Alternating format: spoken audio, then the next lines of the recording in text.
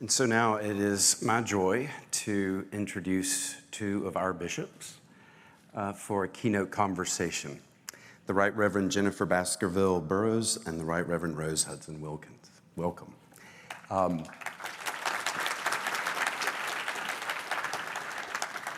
I get to ask the first question and then go sit down and enjoy the whole thing. So the question I wanted to throw out there was, what do you see as the chief challenges that you face over the next 1 to 3 years? And what opportunities come from those challenges? The first part of the question with regards to the challenges is actually a question that I get asked in my own diocese. For those of you who don't know, I am from the Diocese of Canterbury in the United Kingdom. I am the Bishop of Dover with responsibilities for the whole diocese on behalf of the Archbishop, who is often engaged doing national and international duties, but a role that I'm thoroughly enjoying. So I get asked this question, what do I see as the greatest challenge? And every time I come back to the things that I really think right now, and perhaps has been for a time, a great challenge for us as a church, and that is a lack of confident Christians. A lack of confident Christians. Well, what do I mean by that? I'm not talking about people who want to stand on the side of the road with a megaphone shouting. Neither am I talking about people who think they know the Bible from Genesis to Revelation and beat people around the heads with it. I'm not interested in that at all. I find that quite off-putting. What I mean by confident Christians are those who come for worship week in and week out. How are they being equipped to go out? So every week at the end of the Eucharistic prayer, they take part in that prayer which says, send us out in the power of the Spirit to live and work to your praise and glory. I'm actually now telling folks when I go around my diocese, just don't say those words if you don't mean it. Just think about what you're saying. And if you don't mean it, you don't know what you're going to be doing, just don't say the words. Think about it. So I want to see Christians who live into those words, who really want to be sent out in the power of the Spirit to live into what it means to be the people of God. So, for example, since yesterday, looking at the work that is being done by our brothers and your team, amazing work being done on behalf of the Episcopal Church.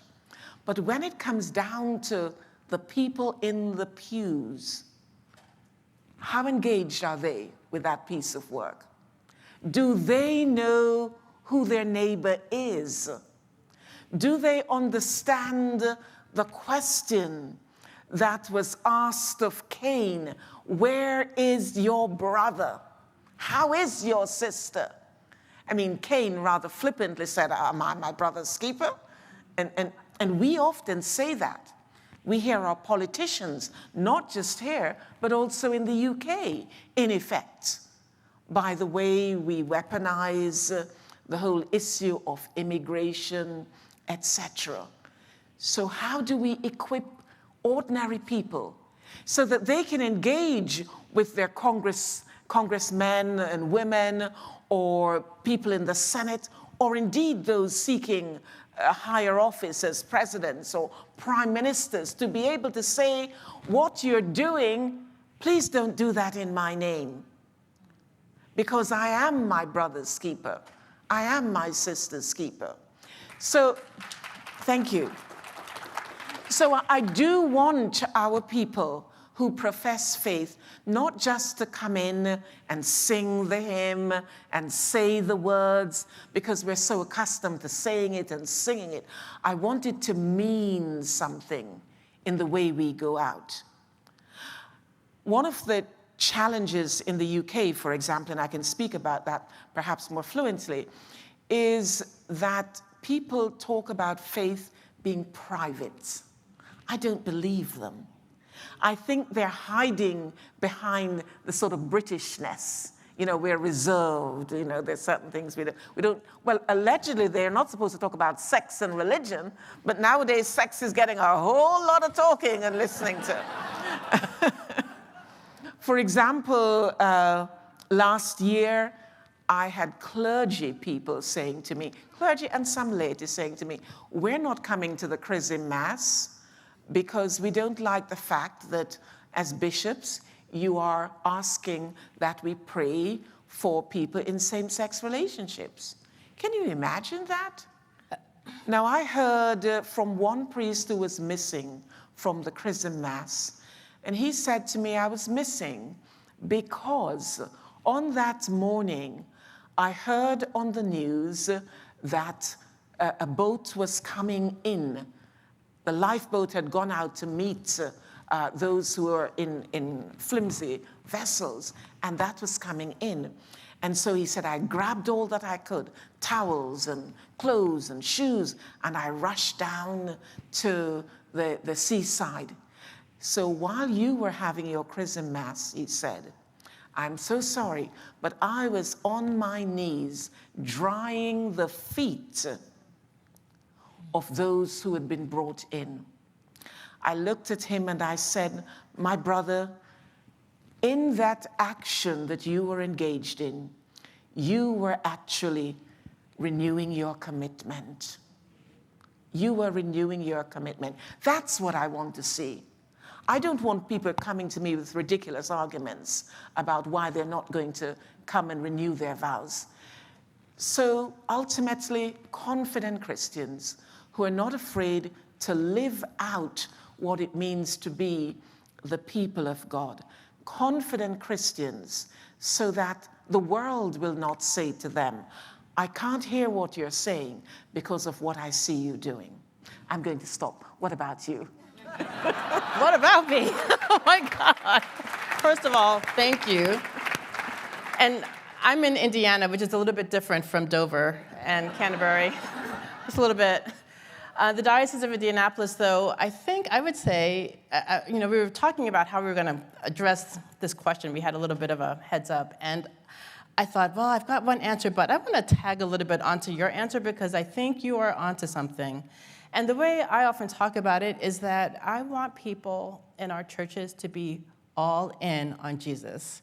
And Sunday by Sunday, sort of the way you do, going to visitations, the question I want to ask and have answered is, why are you here? What keeps you here? I spent some time last summer doing a deep dive into our Surgeon General's research on the epidemic of isolation and loneliness. And everybody, everywhere I turn, is talking about belonging. And I think there is a sense that our church, just globally, we know how to do that, and we don't know how to do it as well as we ought. And so I wonder, why the people who gather often know why they're there, to see their friends, perhaps, or to worship God. But there is something that's not quite right with knowing why we gather so passionately and being so committed to it that you would say no to other choices in your day, in your week, in your commitments. And so I don't want faith to be lived in the shallow end of the pool. I want it to be deep. And I want to help form folks who are knowing why they worship Jesus in the way they do, and why they're taking the time to be in community, why they're giving of their resources to support transformational change, and to be articulate about it. And to the extent that we aren't able to do that, our church is diminishing. And I think that's what we're seeing in so many places.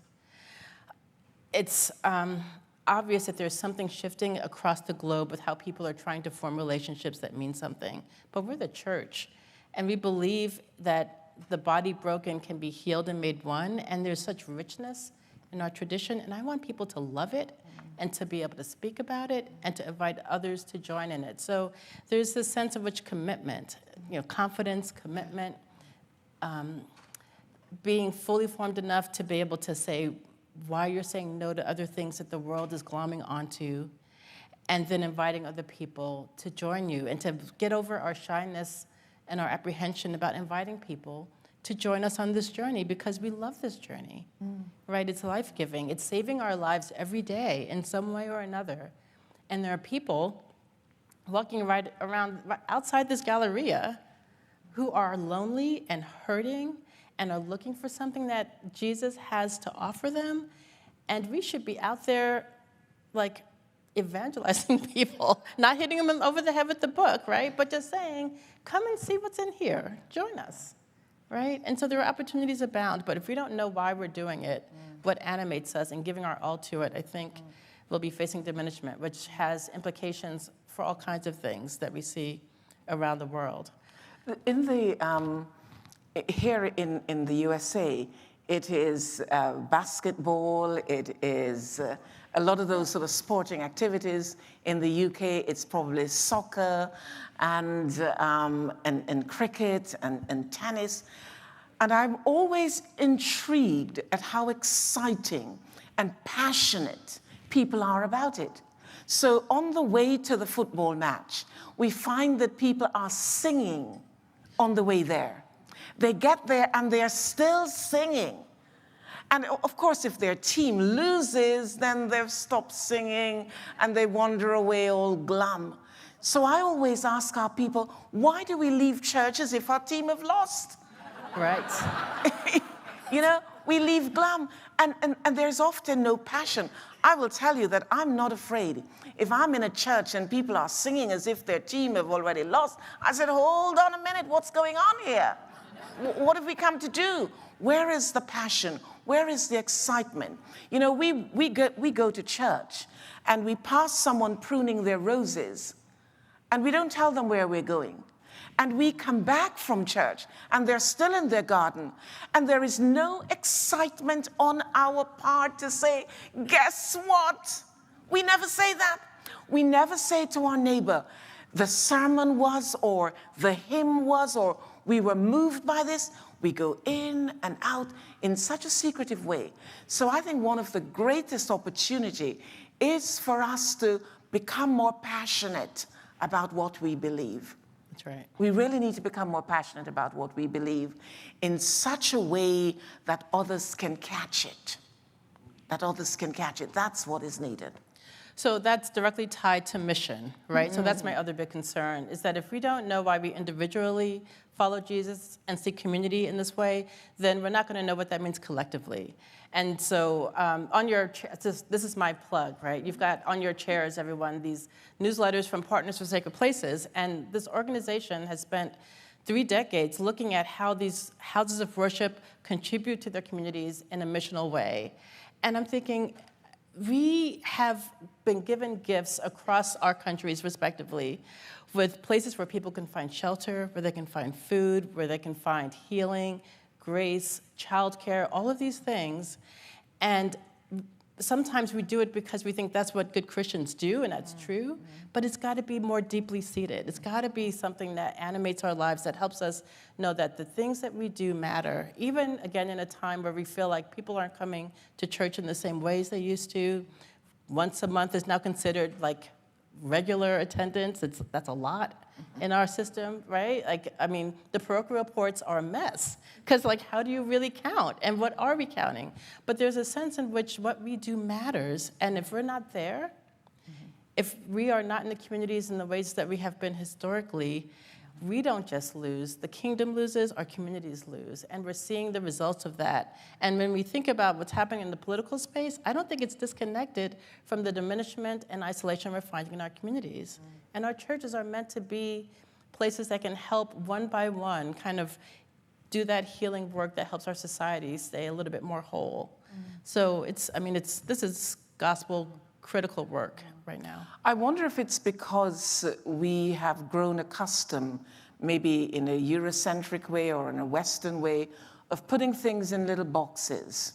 So, for example, religion belongs in that box that says Sunday. And we do it then.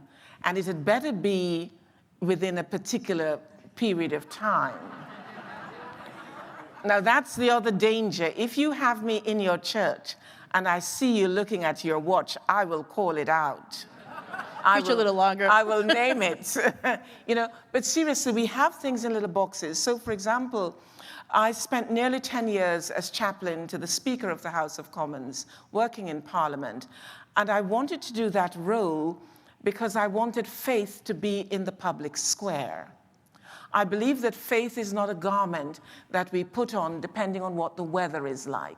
It is who we are. And very often people would meet me and they would say, why are you in Parliament? What are you doing there? Faith doesn't belong with politics. And my response has always been, I don't know what Bible you're reading, because the Bible that I read tells me about a God who is interested in the ordinary, everyday lives of people.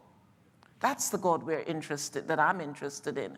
And that, a God who is interested in our lives. And if politics is about life, then the church ought to be there, educating, equipping, and being really engaged so that our people can respond equally in those spaces. And I think that's a great challenge for us, and in particular, as both your country and my country approaches the time of election, how do we speak into some of the debates that is being held, or do we back away from it and think, this has nothing to do with me? Well, this is where we get into the confidence issue, right? So obviously, our governments work differently with regard to church and state. So we have a different dynamic here. And as I'm listening to you, Rose, I'm thinking, we are battling white Christian nationalism in this country. It's just everywhere, seeping in, and it gets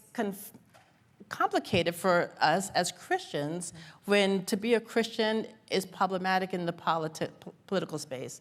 And yet, if we are not, as people of faith in this tradition, speaking about how our faith compels us to make choices at the ballot box or to advocate at the State House, if we're not doing that, then other people claim all of the oxygen, and then we're not giving our witness. And if you don't know why you're all in for Jesus in this community, then you can't do that, right? It's all so super connected. So I think the word confidence is helpful because there's a way in which we have a voice, and many of us use it. I mean, we do have folks who are doing all of that work, but I wonder sometimes what would happen if more of us found our voice and were able to articulate how our faith has implications for all of our life, particularly in the ways in which our life impacts other people's lives. Yes. Yeah. I actually ask confirmation candidates, I say to them, when you hear your parents or grandparents or family members speaking in a derogatory manner about those who are homeless, about refugees, about asylum seekers, because it is our diocese, it is on the shores of our diocese in Dover along the coast where these boats are coming in and where we are often trying to find accommodation for folks. When you hear your parents speaking in a derogatory manner about people in this situation, I want you to say to them, be respectful, but I want you to say to them, I wonder what Jesus would say about this. Because I want them at their age, as teenagers and even younger, to begin to ask the question, to begin to hear what their parents and grandparents are saying, and hear what is being taught in the church, putting that together and not being afraid to say, I wonder what Jesus would say about this. And certainly, if Jesus would say this or do this, then as followers of Christ, how might we pattern that which Jesus would do? So here's the first question, I think, was about challenges. So here is opportunities and like good things, right? So when you describe that, I think of a congregation in the Diocese of Indianapolis. I went to do my visit, and listening to one of the clergy give the announcements, they said something which really stopped me. I thought, oh my goodness, this is true church. They told the story of a family who had taken in a family who had come into the United States working through the immigration process to get their papers all straight so that they could have employment and have access to the things that people come to the United States for. And so quietly, this family had taken in another family of about 6 people into their home. Not a large home, not a wealthy family, but they said, this is what we do as Christians. It's the part of Christian hospitality that we would take in someone because we have all this room. How could we not offer it to someone who has nothing? And they walked with this family for 4 years until they had gotten things to the state where they could go off on their own. And I thought, oh my God, why is my house so empty? Like, why am I not, this is the thing we're called to do. And what it said to me was that this church is forming disciples who understand that there are many ways to serve God, and if you have the ability to do that act of Christian hospitality, then you do it because it's your faith calling you, driving you to do that. Yeah. And that's the kind of confident Christianity, deep-seated Christian faith that I would hope we could see more of. And so I'm hoping we'll be able to talk about that story in some way, because if we don't see and know that that's happening, we forget that we have the capacities to actually lean into our faith in that way. And that's really important. One of the things that I've been saying in the UK is that we have created 2 tiers of asylum seekers or immigrants. So the war is happening in Ukraine, as you well know, and although the government has gone about it in a sort of reluctant manner, what it has done, it has invited people to take people into their homes. But they're mainly white people. So it has never occurred to them to do that with brown people. And that bothers me. It does bother me. Because what is the message that we're sending? If you're white, we will receive you into our homes, etc. But if you're brown, we will send you to Rwanda. Wow. And that's a real problem. And I must admit, sometimes it does feel as if I'm in the lion's den. But I remember that it's okay to be in the lion's den, because we must speak truth to power. It is important. We have a responsibility, not to be, we have a newspaper called The Sun newspaper, which, perhaps is the equivalent to your Star or something like that. So not to be that, but actually to be Nathans. You remember the story of Nathan and David? If you don't know, get the Bible later on and look at it. I won't go into all of it now. But David did something really, really wrong. And the prophet Nathan got alongside him, tells him a story. And David is so incensed about what has been done wrong. And he wants to know who it is. No doubt so that he can punish this person. And Nathan very gently says, you are that man. Right. And, from that we have, of course, Psalm 51, that amazing penitential psalm. So how do we speak truth to power and not be afraid? And it is an opportunity, I think, for us as a church. But if we're going to speak it, then we must have the integrity to be living it. Yeah. In our churches, in our places where we work, in the places where we play. We have to, not just in this box here, do this and say this, but it has to be a way of life and a way of living. I'll say this and then I'll shut up. When I went to the Diocese of Canterbury, they had a strapline, changed lives, changing lives. Changed lives, changing lives. That's what drew me to say yes to the diocese.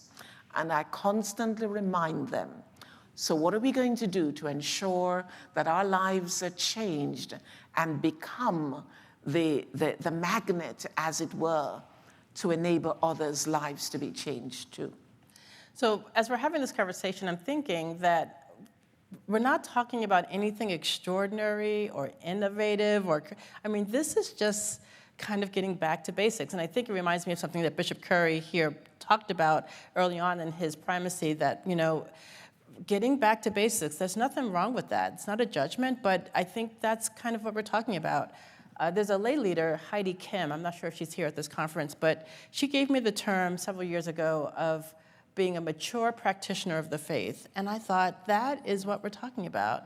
Because being a mature practitioner of our faith means that we can hold the ways in which we're both complicit in these powers and principalities and also trying to transform them by taking them down. And that requires, again, that deep-seated faith that can hold both of those realities. And it's really hard to do, and you can only do it if you're practicing telling the truth, the whole truth of who we are and who we've been, and telling the sort of gospel hope of what we can do to overcome the things that have been problematic historically. And so I listened to your anecdote about the asylum seekers and the different colors, and I'm going, white supremacy reigns all the time, right? And we have to constantly be aware enough about who Jesus calls us to be to speak up to that. So I think that's just the work. It's not, the thing that's going to get a headline. Yeah. It's just who we need to be at the most basic level. Yeah.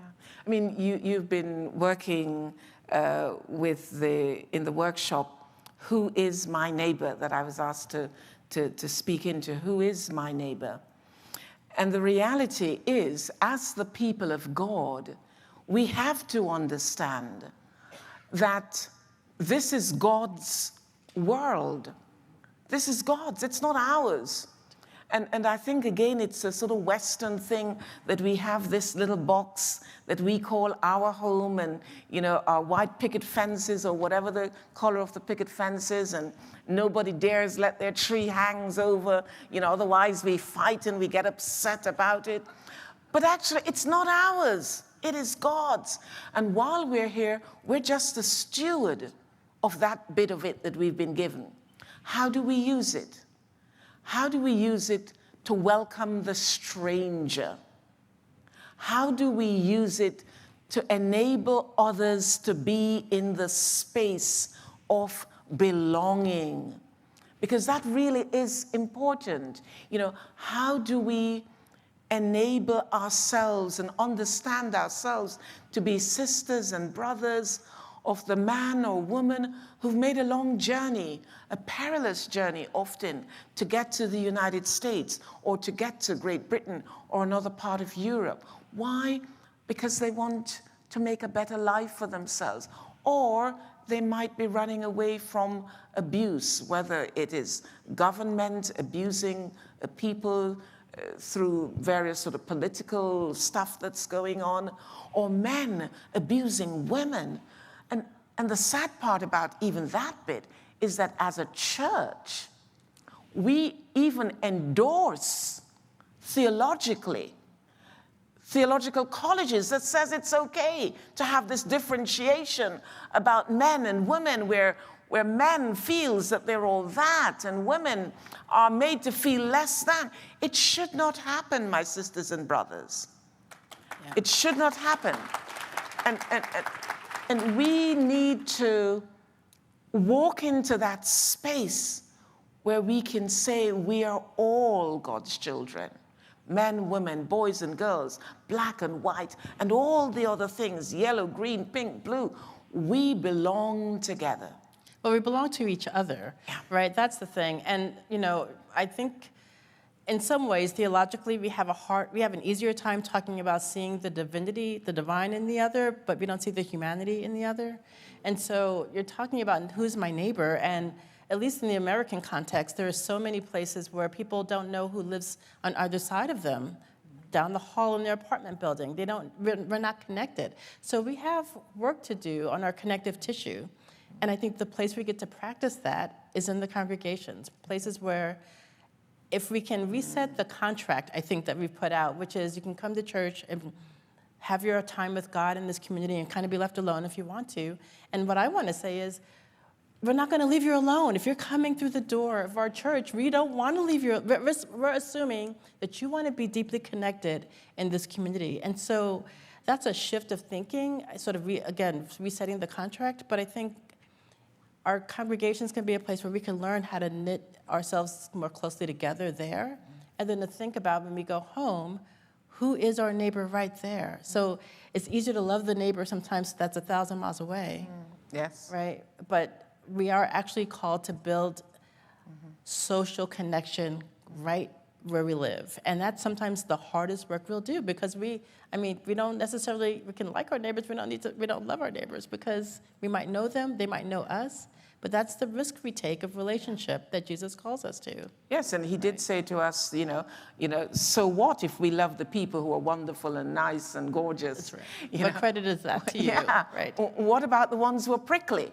And there are lots of prickly Christians around as well. I'm a prickly Christian on some days.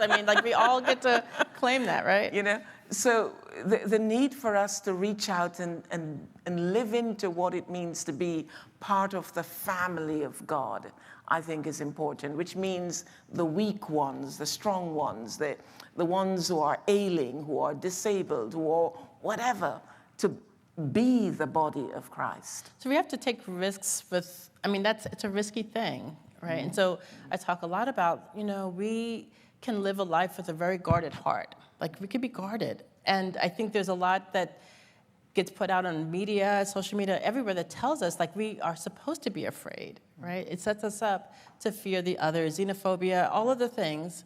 And to be a follower of Jesus is to say that I'm going to live with an open heart that allows for the possibility that the person who I don't know, who's right in front of me, might actually not just show me God, show me Jesus, but actually be my salvation, transform my life. I might know something new about myself because of this relationship.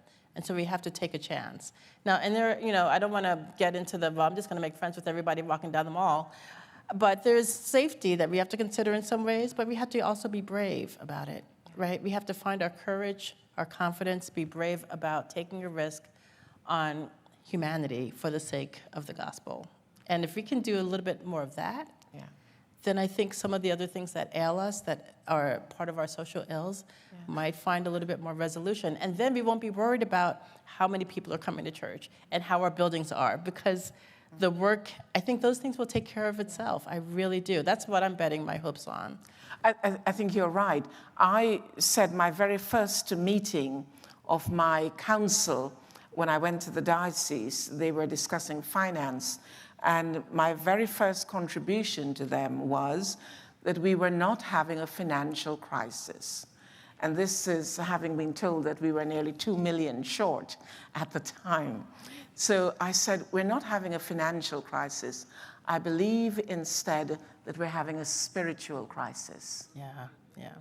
And when we get into that spiritual crisis and resolve that, then I think the finance will look after itself then. And I really do believe that. I popped into the generosity workshop earlier, and I was very pleased to hear you talking about the need for us to talk about money. And why shouldn't we talk about money? But I think if we're going to talk about money, it has to be taught about generosity being patterned from God's generosity. For God so loved the world that he gave. And look what God gave. He didn't give from his leftovers. He gave what was most precious. And we often give from our leftovers. Well, I used to notice, for example, at harvest time, that on the tins and the packets, that they were out of date. Oh, right. And I was absolutely incensed. So the next harvest, I said, look, guys, this is what I noticed beforehand. Just keep them at home. Because I got the impression that you stood before the cupboard and said, oh, this is out of date, don't need it, let's give that. Don't do that. Don't give God the leftovers. Give God what is right. God gave something precious, something that was special. Let us also give from that place of something precious and something special that is going to mean something to one another and to God's church as well. And I have a sense that there is, I think about, what's next? What are the next generations, the generations who are not coming to church, doing and thinking? And every now and again, I'll find myself with a young person who's not in the church who will talk to me about how they live. And a lot of it is like that. People, like we know how to take care of each other the right way with a generous heart. And I want us to get outside of our buildings and to start asking questions of those who are actually patterning their lives on some of those principles. They don't have the words Jesus in their language. They're not, but I think we get that this is the way humanity is meant to be. We're social people. We look out for each other. We figure out how to give from our best when we're at our best. And one of the challenges we have right now is that we're so beset because everything is so broken that it's hard to make the spiritual space, the mental space to do this. But if we don't have Jesus, if we don't recall where we're coming from with our faith, then it'll always seem more overwhelming. But I think We haven't used the word sin. well, we've been talking about sin. We just haven't said the word. That's what I'm saying. We haven't yeah. said the word sin. And the reality, I think, is that this is sin at play, why we have not embraced the other. This is sin at play that tells us that we should be scared of others. This is sin at play that created the kind of angst amongst people that we're seeing in Israel, that we're seeing in what Putin is doing in Ukraine. Sin is alive and it is real. But how do we as the people of God walk in the footsteps of Jesus, where we say no to sin and yes to Christ, and living out the way that God would have us live as his children together? So what you remind me, one of the things I get to do as bishop is when I visit, we renew our baptismal covenant, right? And it's a helpful thing, I find, to renew it almost every Sunday. To have to say, and to make those promises and to remind myself that the task actually is to keep turning around, to turn around from because we're human, right? Like we're prone to fall. And yet it's a constant turning and returning to Christ with God's help to do the work that we're talking about. Maya Angelou, in one of her books, I think it's Letters to My Daughters, where she said someone told her that they'd become a Christian. And she said, "Oh, already?" And that was her way of saying, this is a journey we're on. We don't arrive and we continue that journey, but it's a journey that we don't make on our own. We are pilgrims and we journey with others. That's right. And hopefully along that journey, we can correct each other, encourage each other, support each other, so that we get there together, wherever that there is. Yeah. So what do you anticipate the next 5 to 10 years as a place where you think, if we look at 2034, what does that look like? What would you hope for the church? I hope that I will begin to see a church that is truly comfortable with saying, I belong to Jesus. I really hope that I will see a church that is comfortable in saying that. I have 4 priorities that I share as I go around my diocese, and it is prayer, it is the scripture, it is generosity, and it is evangelism. Yeah. And I hope that within that, people will grow and deepen, get out of the shallow water and deepen in their faith so that they can invite others in to throw out into the deep as well. And that we will see a faith restored, one that is full of joy and passion, and so that we can celebrate what it means to be God's children in God's world. Nice. And for you? You know, I have an image that I'm still sort of working on, but it's the same image I think I've been preaching and talking about for 27 years, and it's really about different tables. You know, I want deep community. I want people to feel like they have a place where they can be real and vulnerable and known, and where we can both show up and encourage and also take away the pretense. And so when I think about 10 years from now, if I were to paint a picture of my diocese, not knowing what's going to happen with buildings and churches and attendance, but I thought if I had communities of people who had one day a week where they were in various groups meeting for dinner with everybody thrown in the house, sitting on floors if they have to, in these small groups, praying together, studying, eating, and encouraging each other as a touchstone in the week, I think I would be happy with that. I would say that that's a faithful community that is connecting in ways so that they could go out into the world and serve in Christ's name. Going to church on Sunday or whenever they go, that's great too, obviously. But I think that won't mean as much as it could if we're not connecting in deep ways. And it begins with having people in our homes, no matter what they look like, getting over the things about whether it's nice enough, whether we have matching linens or linens at all, like to let that go and to find ways to have community that's not just for a season, but that's, these are your people and you know them and you can depend on them, and that creates communities in our churches where people are not anonymous and they can talk about their faith because they're studying it with those who are closest to them and they're wrestling with the deep questions. And then, again, love my buildings, love all the institution, but if we're not connecting people, it's too easy to fall away and to not do the work of tending our communities. So that's the picture I would paint for 10 years from now. And I wonder if I could throw out a challenge. The next time you've preached a sermon and someone tells you that that was a nice sermon, might you and I have the courage to say to them, really? I didn't want that to be nice.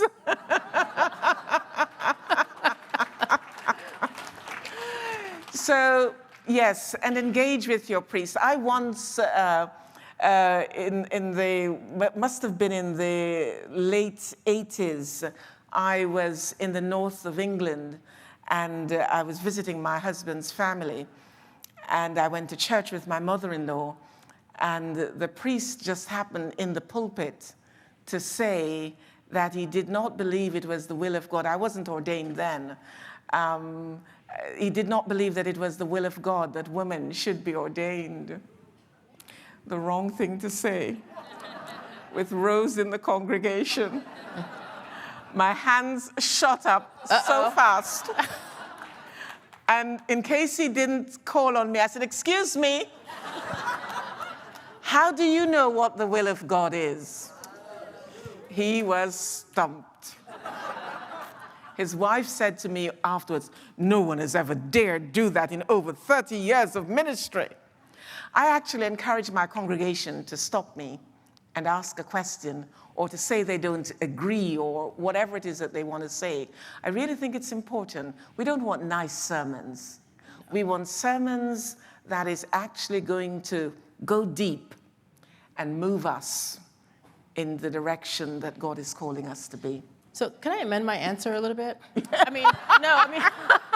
Because there's something I realize, like I can't see all of y'all, but I'm thinking about like who we are when we gather in this body, and there might be assumptions. So I just need to say, because the assumption I'm making when I talk about community is that it's not monolithic. Yeah.